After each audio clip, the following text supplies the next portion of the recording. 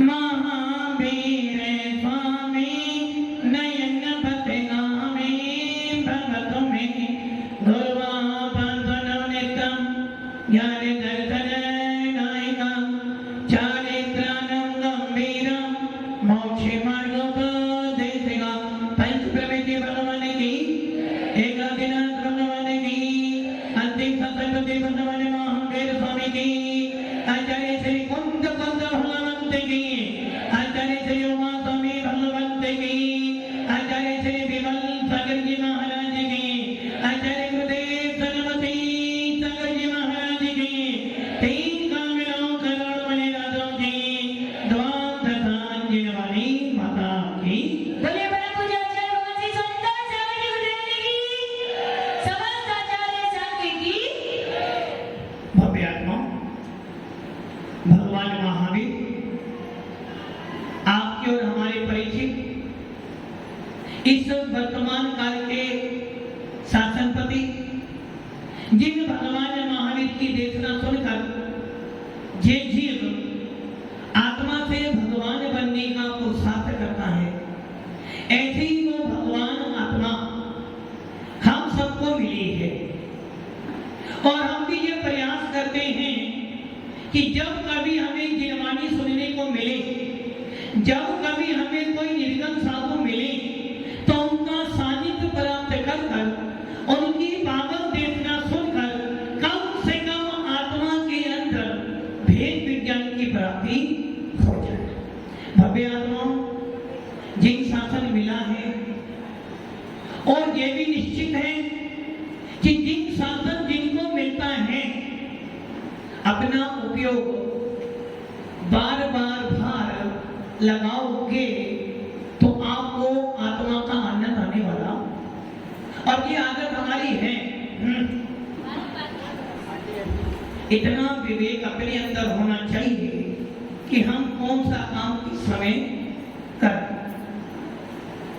और देखा भी गया महिलाओं के अंदर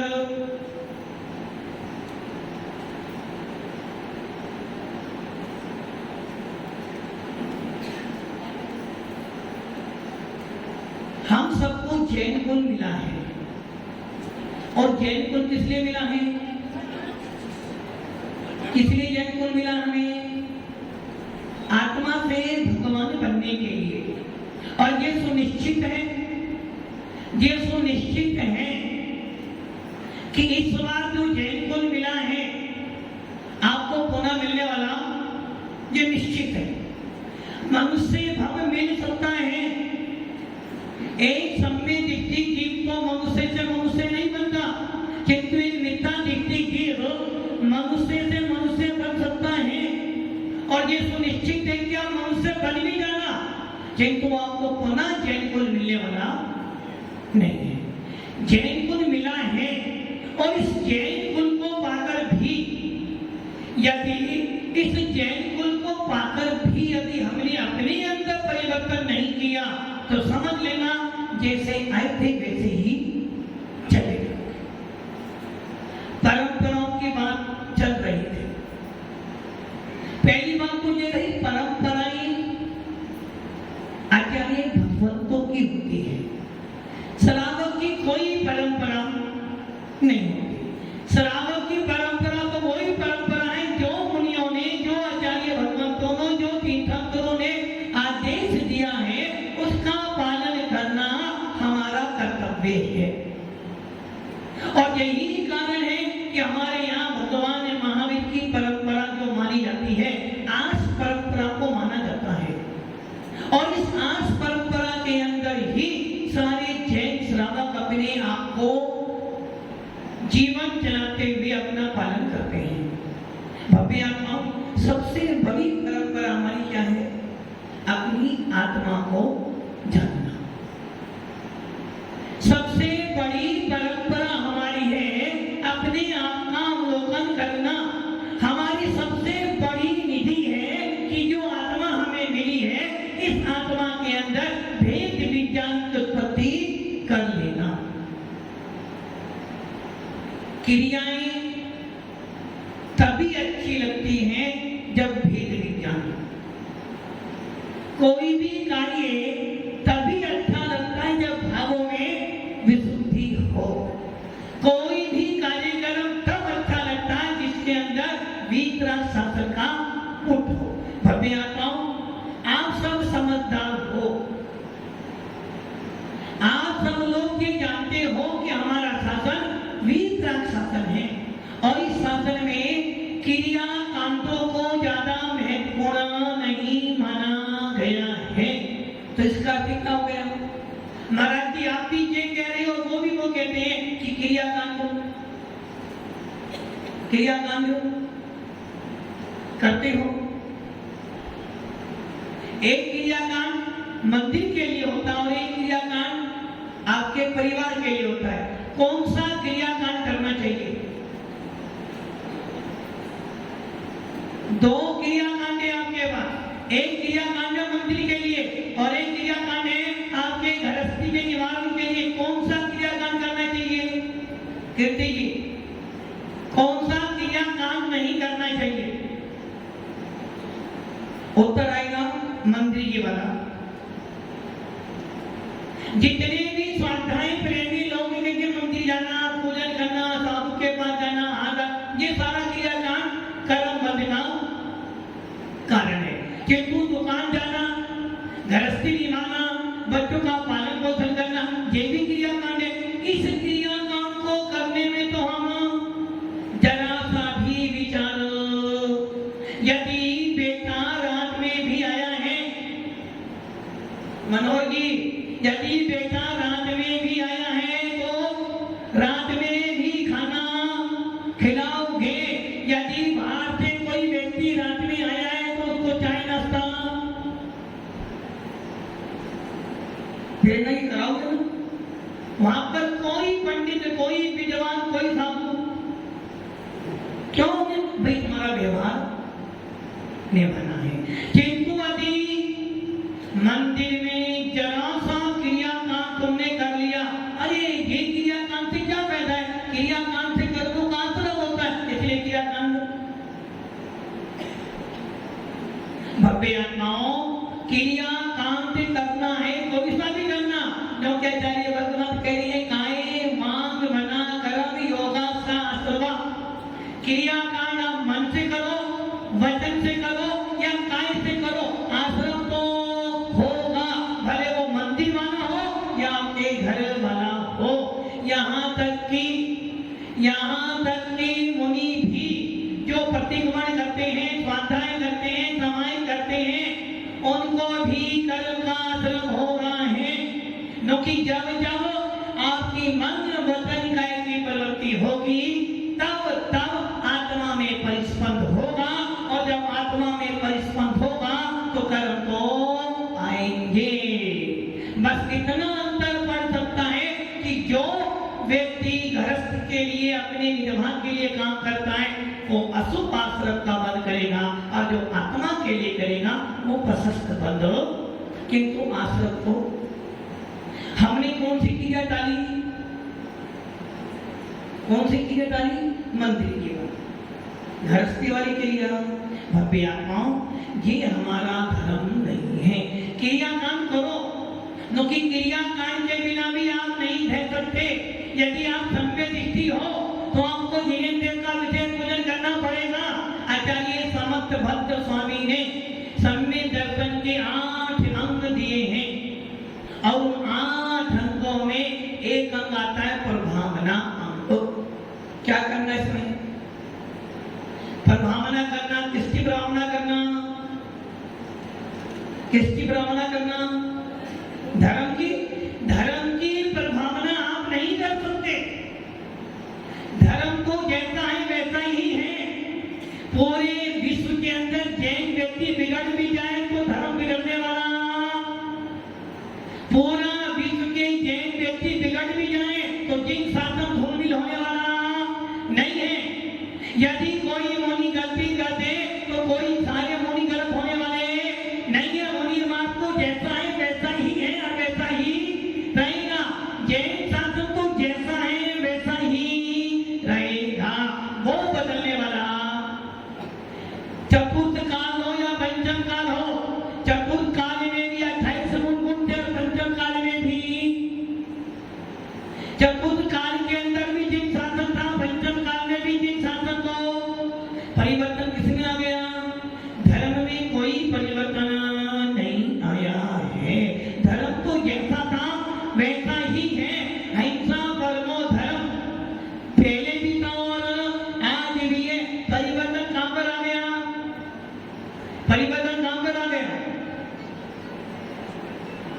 परिवर्तन कहाँ आया? अनुयायियों में परिवर्तन आ गया, मान लेते हैं। किंतु ये चिंतन करो, अनुयायियों में परिवर्तन आया क्यों? कोई ना कोई कारण तो होगा। पहले भी मुनि थे और आज भी मुनि हैं। पहले के मुनि 6-6 महीने के उपवास कर लेते थे। पहले के मुनि 3-3 ढाई घंटे हाथ कर लेते थे। पहले के मुनि 2-2 घंटे खड़े होकर साधना कर लेते थे। आचार्य महावीर कीर्ति महाराज, नाम सुना हुआ, सागवाड़ा में आए भी हैं। आचार्य महावीर कीर्ति महाराज एक चौके में हाथ करने गए, और जब वो चौके में हाथ करने गए तो वहां 2 अजैन व्यक्ति भी देख रहे थे। और महाराज ने क्या किया? कोई अच्छा दाता था, उसने महाराज को 2 अंजलि घी पिला दिया। जो लोग वहां देख रहे थे अजैन को सोचते, जब ये साधु 2 इतना सारा घी पीता तो साधना क्या करेगा? तो उसमें से एक व्यक्ति बोला, चल अपन देखने चलते क्या करते हैं। महाराज हार कर आए। 12 बजे से लेकर 3 बजे तक, कितने घंटे हो गए? 3 घंटे तुम्हारी पिक्चर का पूरा सो गए। 3 घंटे महाराज ने क्या किया? सर को नीचे, पैर ऊपर। इसको बोलते हैं शीर्षासन। सर नीचे, पैर। 3 घंटे जब 1-2 बज गए तो वो कहता चला भोग हो गई नहीं और देख। तब वो बोला, जैन साधु जो होता है यदि खाता भी है तो करता भी है। पहले के साधु 3-3 घंटे खड़े होकर साधना करते थे। आदिनाथ भगवान 6 महीने खड़े रहे। बाहुबली भगवान 1 साल खड़े रहे, किंतु उनको आज की जरूरत नहीं पड़ी। किंतु आज के मुनि को, यदि आप सोचो कि आदिनाथ ने 6 महीने के बाद हाथ किया तो आज के मुनि भी धनबाद जी 6 महीने बाद हाथ करा, और बाहुबली को हाथ करा ही नहीं। तो चतुर्काल के मुनि साल भर तक भी उपवास कर सकते थे। बाहुबली जी ने हार नहीं किया मुनि बनने के बाद, भरत जी ने मुनि बनने के बाद हार नहीं किया। किंतु आज के मुनि को परिवर्तन तो आया ना। तो ये परिवर्तन आया क्यों? पहले के श्रावक मोटा खाते थे, मोटा पहनते थे। आज का श्रावक,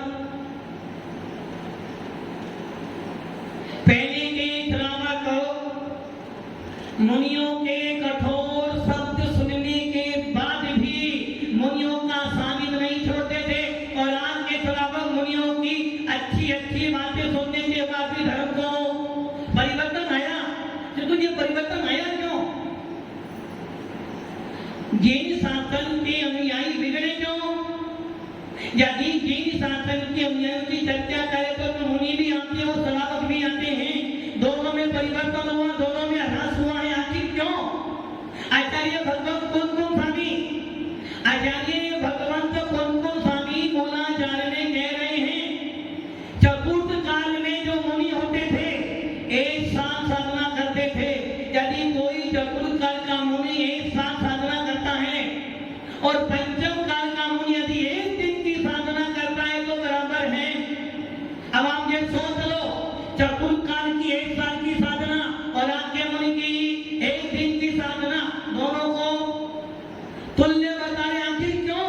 क्योंकि चतुर्थ काल में धर्म, क्षेत्र, काल, भाव अच्छा मिलता था। पहले आज से 25-30 साल पहले जब मुनि गांव में आते थे, नगरों में आते थे, तो उनके लिए इस प्रकार की बस्ती बनाते थे जिसमें सर्दी में गर्मी और गर्मी में सर्दी का माहौल बनता था। और आज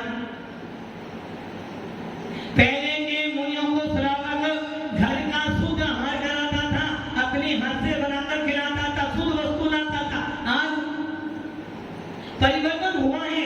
पहले समय पे वर्षा होती थी, समय पर धूप आती थी, समय पर सर्दी होती थी। आज 12 महीने में से जब वर्षा की, जब वर्षा होती नहीं और जब नहीं थी जब वर्षा, तो धर्म, क्षेत्र, काल, भावों में परिवर्तन घटना मिलती है कि एक मुनिराज 1 महीने के उपवास करकर आए।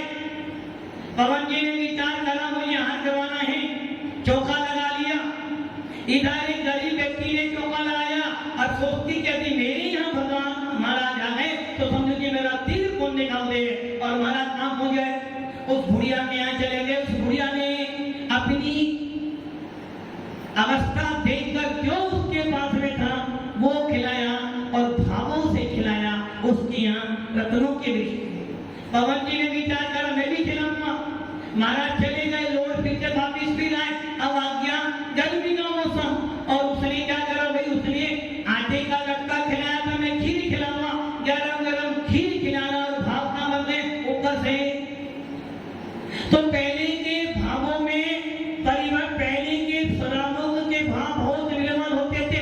एक मुनि आता था तो पूरा गांव समर्पित रहता था और आज मुनि बैठे हो तो इंतजार करना पड़ता सराबा खाए उनको।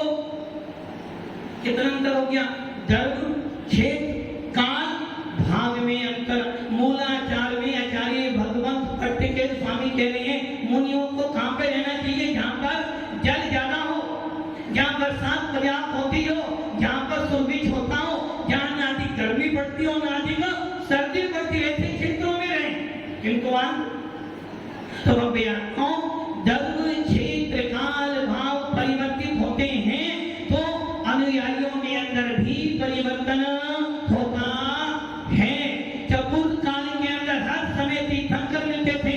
चतुर काल के अंदर घड़ी में मिठा तो नहीं होता था, वहां पर कोई भी लाल पीला पत्थर नहीं मिलता था। वहां तो बस एक जिनेंद्र देव का शासन ही होता था। घर से बाहर निकलो, चेयरमैन जी घर से बाहर निकलो, कुर्सी मिलेगी। घर से बाहर जाओ, विषय भोग के साधन मिलेंगे। पहले के समय में इतना ना बीमारी होती थी और ना इतने। किंतु भव्य आत्माओं, जैसे जैसे दर्भ क्षेत्र काल भाव में ह्रास होता है तो वैसे वैसे अनुयायियों के अंदर भी परिवर्तन होता है। पहले का यदि कोई 70 साल का बूढ़ा व्यक्ति बैठा हो, वो 4 लड्डू बचा लेगा और आपका बेटी को यदि आपके बच्चे को 1 लड्डू खिला दो तो उसे 2 बार करूंगी 2 बार। पहले के व्यक्ति मोटा खाते थे, जब खाना खाते थे तो पर्याप्त खाते थे, उनको बाजार का फास्ट फूड नहीं चाहिए। और आज के बच्चों को क्या चाहिए? आज के बच्चे घर का भोजन खाने में अधिरथ रात्र 2 दिनों रोती को। पहले के लोग घर में अच्छा बनाते थे, अच्छा खाते थे। आज के बच्चों को घर का भोजन, और बच्चों को नहीं, बड़े बड़ों को भी घर का भोजन। आखिर क्यों? क्योंकि परिवर्तन हुआ है और दर्भ क्षेत्र काल भाव जैसे जैसे बदलते हैं वैसे वैसे अनुयायियों के शरीरों में, जीवों के शरीरों में परिवर्तन, भावों में परिवर्तन पाया जाता है। और यही कारण है कि इस पंचम काल में धर्म का ह्रास होता होता होता जा रहा है। यदि ऐसा ना हो तो छठा काल कैसे आएगा? जो हमारे भगवंतों ने लिखा है कि पंचम काल, छठे काल में धर्म का विनाश होगा, तो ऐसे तो होगा, धीरे धीरे तो विनाश होगा। और जब 5वां काल फिर उस तक बढ़ जाएगा, धीरे धीरे धर्म बढ़ेगा। किंतु भव्य आत्माओं, इतना ध्यान जरूर रखें, क्रिया करो, क्रियाओं के लिए मना नहीं। या जो साधक या जो विद्वान क्रिया को निषेध कर दे वो सम्यक दृष्टि। किंतु क्रिया क्रिया क्रिया कर करके अपने भावों को खराब, भाव सहित क्रिया करो, विवेक पूर्वक क्रिया करो। ऐसी क्रिया करो जिसमें हमारे जिनेंद्र देव की प्रभावना भी हो जाए और उनको पाप भी कम लगे। और यही आगे मुनियों के लिए दिया गया है। मुनियों को भी ध्यान करना पड़ता है, मुनियों को भी 28 गुण पालन करना। कैसे पालन करना? इस प्रकार से पालन करो कि आपको भी संकलेश नहीं हो, सामने वाले को भी। तो आत्माओं, परंपराएं आचार्य भगवंतों की होती हैं और उन परंपराओं पर ही दिन शासन टिका हुआ है। हम सब भी जैन हैं और ये सौभाग्य है कि आपको जिनको मिला है। और ये सुनिश्चित है, इतना तो आप समझते हो कि हमारा कर्तव्य क्या है। भव्य आत्माओं, और ये सुनिश्चित है कि आप इतना ही प्रयास करना हम चाहें कि पूरा सात बार सुधर जाए, क्योंकि आज का काल का समय ऐसा आ गया है, यदि आप ये काम ना करो तो भी समाज में नहीं रह सकते और करते हो तो भी।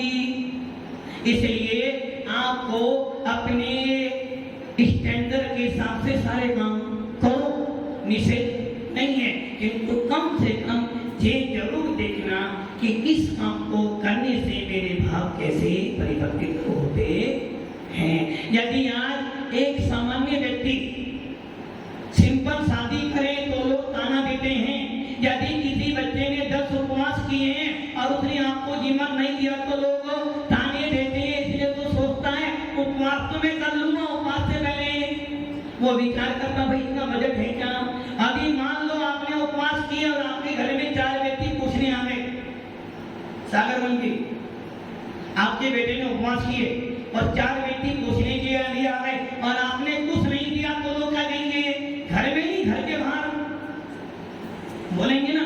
लेने तो आ जाते हैं तो देने पर बब्बे आत्माओं क्रिया कांड करो, किंतु उसमें विवेक जरूर रखो। यदि मैंने कोई कार्यक्रम किया और मैंने 2 को नहीं बुलाया तो लोग तो, इसलिए अपने आपके भावों को निर्मल करते हुए क्रिया कांड करो, जिसमें आपका भी भला हो और सामने वाले को भी अच्छा लगे। हमारा धर्म दिखावे का धर्म नहीं है, हमारा धर्म तो आत्मदर्शन का धर्म है। इसलिए भव्य आत्मा अपने आपके आत्मा के स्वभाव को जानते हुए, अपनी आपके भेद विज्ञान को जानते हुए धर्म की प्रभावना करो। और ये सुनिश्चित है कि 7 बाड़ा के विशाल विशाल मंदिर हैं और ये मंदिर आपके पूर्वजों ने बनाए हैं। वो पूर्वज आपको आपकी धरोहर दे गए हैं कि भैया इन्हें संभाल कर रखना। इतनी बड़ी बड़ी प्रतिमाएं जो आपके मंदिरों में हैं, समझना आपके पूर्वजों ने बहुत अच्छी मेहनत से ये मंदिर बनाए हैं। इनको सुरक्षित रखना, इनकी देखभाल रखना आप सबका कर्तव्य है। कि मुझे जरूर ध्यान रखना कहीं हमारे पूर्वजों की भावना को ठेस ना पहुंचे, वो काम को ध्यान रखना। जो गलत है सो गलत है, जो ठीक है तो ठीक है। ऐसा काम करो ताकि जिन शासन की प्रभाव न हो और आपको भी पाप का बंध ना हो। ओम नमः